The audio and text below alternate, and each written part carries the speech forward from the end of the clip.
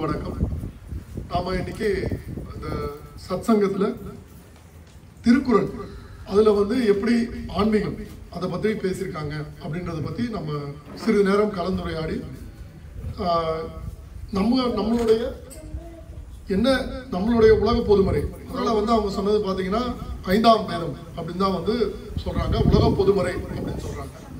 அப்படி சொல்வதற்கான அர்த்தம் என்ன, எதனால் வந்து உலக பொதுமறை என்று அழைக்கப்படுகிறது? இன்னைக்கு வந்து பார்த்தீங்கன்னா திருவாசகம், அந்த தம்பி திருவாசகத்திற்கு உருகார் ஒரு வாசகத்திற்கும் உருகார்ன்ற மாதிரி மிக அற்புதமாக வந்து அவர் அந்த திருக்குறள் இதை வந்து ரொம்ப நல்லா உரையோட சொன்னார். அவருக்கு ஒரு தடவை நம்ம எல்லாம் கைத்தட்டி சேர்க்கணும். அது மட்டும் இல்லாமல் அந்த குழந்தைகள் செய்த பஜனை பாடல்களாக இருக்கட்டும், அவங்க நம்ம குழந்தைங்க செஞ்சது மேடம் பாடின பாடலாக இருக்கட்டும், மிக அற்புதமாக மனதைக்கு வந்து மயக்கும் வகையில் இருந்தது, நம்மை வந்து ஒருநிலைப்படுத்தும் வகையில் இருந்தது. அதற்கும் மிக்க நன்றி உண்டு அனைவருக்கும். இப்போ திருக்குறள் பற்றி நம்ம பேசும்பொழுது பார்த்தீங்கன்னா முதலில் நாம் என்னன்னு தெரிஞ்சுக்கிறோம்னு கேட்டீங்கன்னா, நம்ம எல்லாருக்குமே திருக்குறள் தெரியும் இல்லைங்களா? திருக்குறள் வந்து நம்ம ஃபர்ஸ்ட் ஸ்டாண்டர்ட்லேருந்தே படிக்கிறோம் இல்லைங்களா? 1ஆம் வகுப்புலேருந்தே நம்ம படித்து கொண்டு இருக்கிறோம். அதனால வந்து திருக்குறள் நமக்கு அறிமுகம் என்பது பெரிதாக தேவையில்லை. இருந்தாலும் வந்து பார்த்தீங்கன்னா அதில் என்ன இருக்கு, அறத்துப்பால், பொருட்பால் மற்றும் இன்பத்துப்பால் 3 இருக்கிறது. மொத்தம் எத்தனை இருக்குங்க திருக்குறள்? 1330. அதுல 133ஆக இருக்கு அதிகாரங்கள், ஒவ்வொன்றுலயும் அப்படி இருக்கு. அதுல அறத்துப்பால்ல பாத்தீங்கன்னா இயல்கள் என்னன்னு பாத்தீங்கன்னா பாயிரவியல், இல்லறவியல், துறவரவியல், இது 3ம் இருக்கின்றது. பொருட்பால்ல வந்து அரசியல், அமைச்சியல்னு இருக்கு. ஸோ நம்மளுடைய வாழ்க்கைக்கு மிக முக்கியமானதாக பாத்தீங்கன்னா வந்து வள்ளுவ பெருந்தகை கூறி இருக்கிறது வந்து பாத்தீங்கன்னா இந்த அறத்துப்பால் பொருட்பால் 2த்துலயுமே வருது.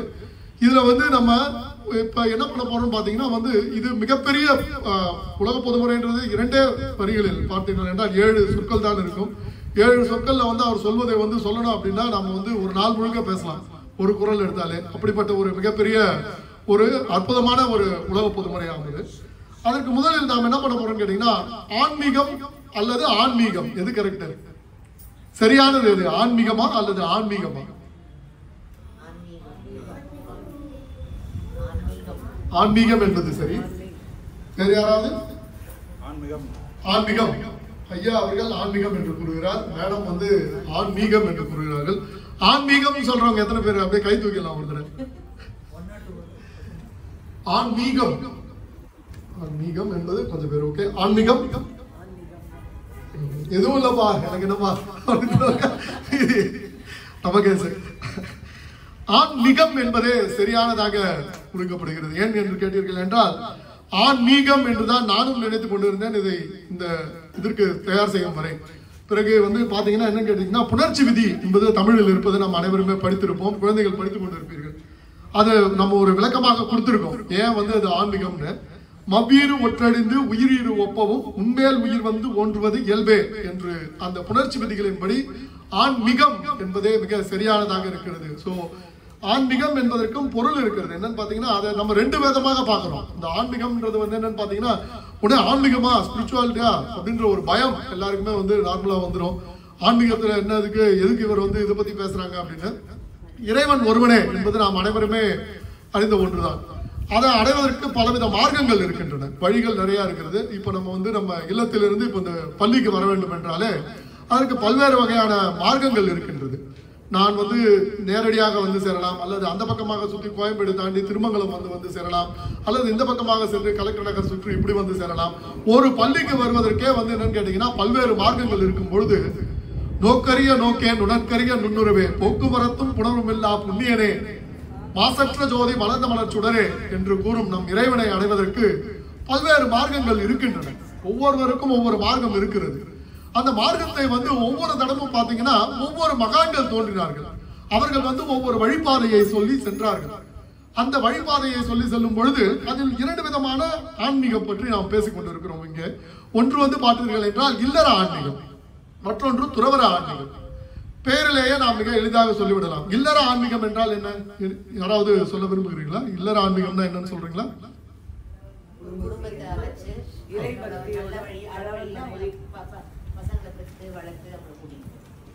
ஓகே, இந்த சேவையை செய்வது ஐயா அவர்கள் சொல்லுங்க. கணவன் மனைவி இருவரும் சேர்ந்து இறை பக்தியோடு அந்த தன்னுடைய குழந்தைகளை பாரம்பரிய குழந்தைகளை வளர்த்து அதே சமயம் அதாவது நம்முடைய ஆத்மா அதை பற்றி இறை உணர்வோடு தன்னுடைய கடமைகளை எல்லாம் செய்து தன்னுடைய குழந்தைகளையும் காப்பாற்றி பெற்று வளர்த்து நல்லறம் நடத்துவதே அருமையாக சொன்னாங்க. அவங்களுக்கு நம்ம எல்லாம் அவர்களின் அனுபவத்தை வாழ்வை அவங்க சொல்றாங்க. 2 பேருமே அவர்கள் இருவரும் மிக அற்புதமாக கூறியிருக்காங்க. அம்மா அதாவது அதை மறை ஆன்மீகம் என்றும் கூறுகிறார்கள். மறை அப்பதான் நீங்க பாத்தீங்கன்னா உலக பொதுமறை அப்படின்னு நம்ம அந்த உலக பொதுமறை வரும் பொழுது வாழ்வியல் நாம் எவ்வாறு வாழ வேண்டும் என்பதற்கு பொருள் கூறுவதாக இருப்பதால் தான் அது உலக பொதுமறை என்று அழைக்கப்படுகிறது.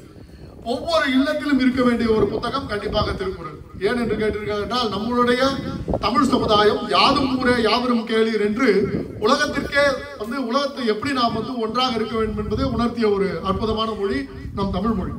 அதுல இல்லற ஆன்மீகம் பற்றி இப்ப நம்ம பேசிட்டோம். துறவர ஆன்மீகம் அதை பற்றி யாராவது சொல்ல விரும்புகிறீங்களா? துறவர ஆன்மீகம் என்றால் என்னவா இருக்கும்? துறவர ஆன்மீகம் சந்நியாசம், பற்றற்று இருப்பது துறவர ஆன்மீகம். ஓகே, வேற ஏதாவது சொல்ல விரும்புகிறீர்களா? காரகங்களுக்கு சென்று தவம் செய்தல். காரகம் சென்று தவம் செய்தல் என்பதும் துறவர ஆன்மீகம் என்று ஐயா அவர்கள் கூறுகிறார்கள். என்னமா உலக செல்வங்களில் ஈடுபாடு இல்லாமல் இறைவனை அடைவதற்கான வழிகளை அவர்களும் கற்று மற்றவர்களுக்கும் சொல்வதுதான் மிக மிக அற்புதமாக சொன்னார்கள். ஆமா, அதுல இரண்டாவது அவங்க சொன்ன அந்த முக்கியமான கருத்து என்னன்னு கேட்டீங்கன்னா இறைவனை அடைவதற்கு மற்றவர்களுக்கும் வழியை சொல்லும். அப்படிப்பட்டவர்கள் தான் நம்ம தயானந்த சரஸ்வதியா இருக்கட்டும், ஆதிசங்கரனாக இருக்கட்டும், மேலும் பல்வேறு மகான்களாக இருக்கட்டும், அவர்கள் செய்வது அதுதான். அவர்கள் மட்டும் அறிந்து கொள்வது அல்ல, நாம் எவ்வாறு மற்றவர்களையும் வழிநடத்தி செல்வது, அதுதான் துறவர ஆன்மீகம் என்று கூறப்படுகிறது. நமது தம்பி சொன்னாங்க அந்த மாதிரி பற்றற்று இருப்பது என்பது. அந்த பற்றற்று இருப்பது என்பது பாத்தீங்கன்னா ஒரு மிக மிக முக்கியமான ஒரு நிலை. அந்த நிலை துறவரத்தில் இருப்பவர்கள் மட்டும்தான் இருக்க வேண்டுமா என்ன? இல்லை, எல்லாத்தையும் கிரகஸ்தாலும் எத்தனை பேர் அப்படி இருக்க முடியும்? முடியும், ஆனா அது பிரயத்தனப்படல. நம்ம அந்த வாழ்க்கைன்ற மாயைக்குள்ள மாட்டிக்கொண்டு எல்லாத்தையும் பொருள் இன்பம் அதை சுத்தின ஓடிட்டு இருக்கும். இது ஒரு சின்ன ரொம்ப it's out of focus.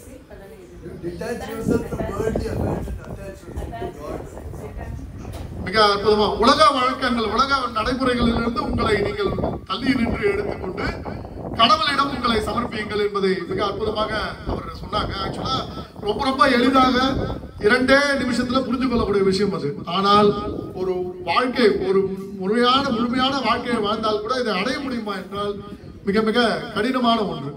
So அது நம்ம என்ன பண்ண போறோம்னா எப்படி அதை நம்ம அடைய முடியும்? இது உண்மையிலேயே நடக்கக்கூடிய ஒரு விஷயமா?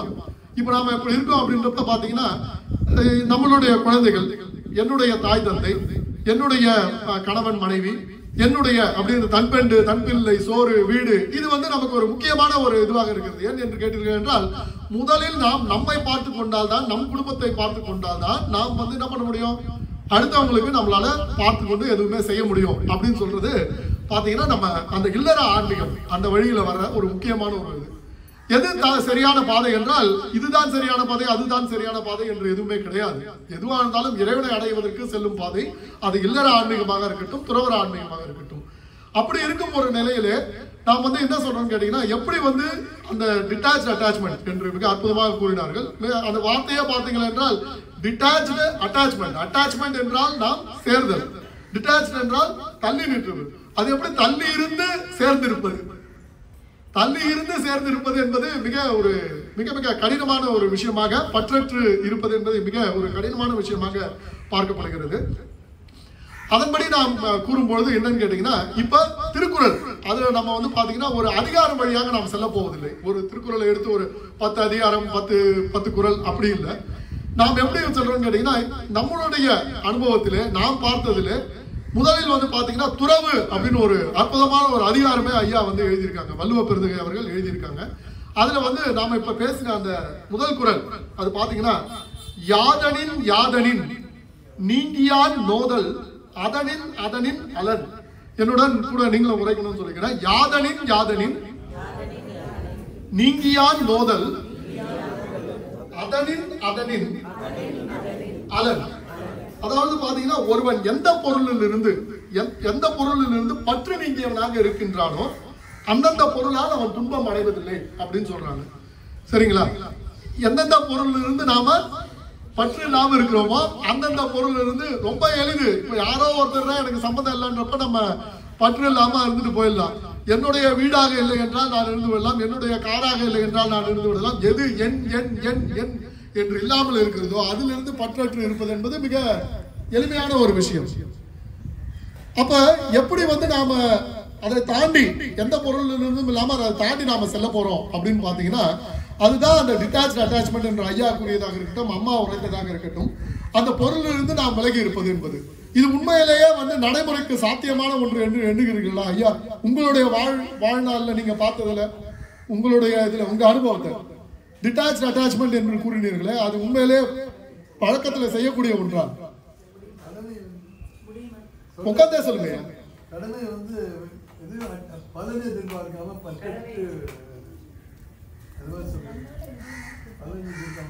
அது இப்ப நம்ம கர்மயோகம் அது மாதிரி நீங்க சொல்றீங்க. அதை நடைமுறையில சாத்தியப்படுத்துவது என்பது மிக கடினமான ஒரு விஷயம் அல்லவா?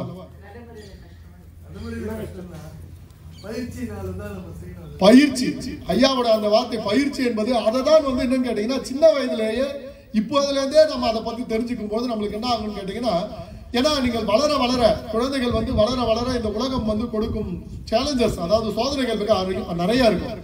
அதையெல்லாம் நாம் கடந்து அந்த நிலைக்கு வர வேண்டும் என்றால் இந்த மார்க்கத்தை நாம் சென்று அடைந்தோம் என்றால் மிக நன்மையாக இருக்கும். சரி, இப்ப நம்ம பற்றற்று இருப்பதை பற்றி சொல்லி முடிச்சாச்சு. அடுத்தது பாத்தீங்கன்னா பற்றற்று இருந்துட்டோம்பா டோட்டலாவே.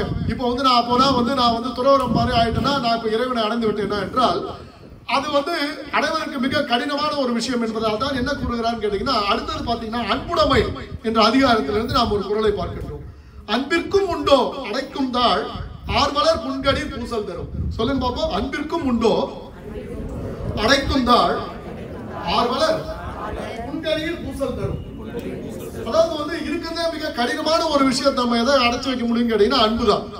இப்போ ஒரு குழந்தை இருக்கிறது, ஒரு முக்கியமானது நடக்கும்போது அந்த குழந்தை குறுகுறு நீட்டி சிறுகை நீட்டி அந்த குழந்தை வரும்போது நமக்கு என்ன ஆகுது? ஒரு மகிழ்ச்சி வருகிறது. பார்த்த உடனே அது நம்ம குழந்தை தான் இருக்கணும்னு அவசியம் இல்லை. அந்த சிறு குழந்தையானது இந்த உலகத்தில் நடக்கும் எந்த வித பற்றியும் கவலை இல்லாமல் எதை பற்றி எந்த பற்றும் கிடையாது. அது இருக்கும் அந்த குழந்தை நிலை இருக்கு இல்லைங்களா? ஒன்று அந்த குழந்தை நிலை தான் துறவற நிலை. ஏன்னா எதை பத்தியுமே கவலை கிடையாது. அந்த குழந்தைக்கு எந்த பொருளையும் கொண்டு வரவில்லை, தான் அந்த எந்த விதத்தையும் பார்க்கவில்லை, எதற்கு அட்டாச்மெண்ட் இல்ல, நிம்மதியா அது வாழ்க்கையை வாழ்ந்து கொடுது. அந்த குழந்தை நிலையில் இருக்கும் பொழுது பாத்தீங்கன்னா மனிதர்கள் ஒவ்வொருவரும் நாம் அடைய நினைவது என்ன? எந்த நேரத்திலையும் நாம் இந்த நேரம் இப்படி இருந்தா நல்லா இருக்கும் நினைப்பது என்ன? எந்த நிலையில் இருந்தா நம்ம நல்லா இருப்போம்? நிம்மதி, மன நிம்மதி. மன நிம்மதி, இந்த மகிழ்ச்சி. சிறு குழந்தைகளை கேட்டா மகிழ்ச்சின்னு சொல்லுவாங்க. நம்ம கொஞ்சம் பார்த்த உலகத்தை பார்த்த மன நிம்மதி அப்படின்னு சொல்றோம். அதாவது பாத்தீங்கன்னா அந்த மகிழ்ச்சியும் மன நிம்மதியும் அதுதான் மிக பெரிதாக வேண்டும் என்ற ஒரு நிலையை நாம் இருக்கின்றோம். இப்ப அந்த அன்பிற்கும் உண்டோ அப்படின்றது பாத்தீங்கன்னா எதுக்காக சொல்ல வராங்கன்னு கேட்டீங்கன்னா, எதுக்கு ஒரு பக்கம் சும்மா பற்றற்று இரு, கம்ப்ளீட்டா எல்லாத்தையும் விட்டுட்டு அனைத்தையும் விட்டு செல்லுங்கள் என்று கூறுகிறார். இன்னொரு பக்கம் பாத்தீங்கன்னா அன்பிற்கும் உண்டோ அடைக்கும் தாழ் ஆர்வலர் புன்கடிர் பூசல் தரும் என்று சொல்ற கான்ட்ராடிக்டரியா இருக்குல்ல, ரெண்டுமே வெவ்வேறு விதமாக இருக்கிறது. என்னன்னு கேட்டீங்கன்னா, இந்த அன்பானது நம்முடைய இவங்களுக்கு மட்டும்தான் இருக்கணும்னு அவசியம் கிடையாது. தூய உள்ளம் அன்புள்ளம் தொல்லுலக மக்கள் எல்லாம் ஒன்றே என்னும் தாய் உள்ளம் இங்க இருக்கும் அனைவருக்கும். இப்ப ஏதோ ஒரு குழந்தை அடிப்படுதுன்னா நீங்க நம்ம துடிச்சு போயிட மாட்டோமா? அது நம்ம குழந்தையா இருக்கணும்னு அவசியம் கிடையாது. அதே கொஞ்சம் வளர்ந்தவங்களை பார்க்கும்போது நம்ம சாலையில சென்று கொண்டு இருக்கோம், ஒரு இது ஐயோ அப்படின்னு மனம் பதப்பதைக்கிறோம். இன்றைய உலகில நம்ம நின்று செய்ய முடியுதான்னு தெரியல. யாராவது 2 பேர் நிற்பாங்க அட்லீஸ்ட் பார்க்கறதுக்கு. அந்த அன்பு யாராவது இந்த உலகத்தை இயங்குவதற்கு ஏன் மழை பெய்து கொண்டிருக்கிறது என்று கேட்டிருக்கிறார் என்றால், இந்த மாதிரி ஆட்கள் இருப்பதனால் தான். இந்த மாதிரி என்னையும் தாண்டி தன்னையும் தாண்டி என் குடும்பத்தையும் தாண்டி பார்க்கும் மனிதர்கள் வாழ்ந்து கொண்டிருப்பதால் தான். அதனால்தான் என்ன சொல்றீங்க, பற்றற்று வாழ்தல் என்பது ஒன்று. அந்த இறைநிலையை நீங்கள் அடையும் பொழுது நீங்கள் மார்க்கத்தை உருவாக்க வேண்டும் மற்றவருக்கும். அந்த பொறுப்பை எடுத்துக்கொள்பவர்கள் துறவற நிலைக்கு செல்லலாம். மற்றபடி நம்மளை போன்ற கிரகஸ்தர்கள் இல்லற வாழ்வில் இருப்பவர்கள் என்னன்னு கேட்டீங்கன்னா, நம்ம எல்லாத்தையும் பார்த்து டிட்டாச் அட்டாச்சா இருந்திருந்தா மிக அற்புதமாக இந்த 2 குறள்களிலும் சொல்லப்படுகிறது. நாம இப்ப இந்த சத்சங்கத்தோட இந்த சொற்பொழிவு முடிவுரையில என்ன சொல்ல வரோம்னு கேட்டீங்கன்னா, திருக்குறள் என்ற அந்த உலக பொதுமுறையிலே பல்வேறு குறள்கள் இருக்கின்றன, பல்வேறு தொகுப்புகள் இருக்கின்றன, பல்வேறு இயல்கள் இருக்கின்றன. அதில் 2 குறள்களை மட்டும் நாம் எடுத்துக்கொண்டு இல்லற வாழ்வில் எப்படி இருக்க வேண்டும், துறவற வாழ்வில் எப்படி இருக்க வேண்டும் என்று பார்த்தோம். அந்த இல்லற வாழ்வில் இருந்தால் கூட எப்படி நாம் இறைவனை அடைவதற்கான மார்க்கம் இருக்கிறது என்பதையும் பார்த்தோம். இப்படி 2 நிலைகளிலும் இருந்து கொண்டு இப்ப நம்ம பாதை இந்த சத்சங்கத்துக்கு இன்னைக்கு வந்திருக்கோம் அப்படின்னு கேட்டீங்கன்னா, நம்ம எல்லாருமே என்னன்னு கேட்டீங்கன்னா ஒரு நம்பிக்கை இருப்பதால் தான் இங்க வந்திருக்கிறோம். அது எந்த இயற்கை மேல் நம்பிக்கையா இருக்கட்டும், அது கடவுள் மேல் நம்பிக்கையா இருக்கட்டும், ஒவ்வொருவருக்கும் சிலர் சொல்வார்கள் இப்படி இருக்கா இறைவன், அப்படி இருக்கா என்னுடைய இறைவன் அப்படின்னு.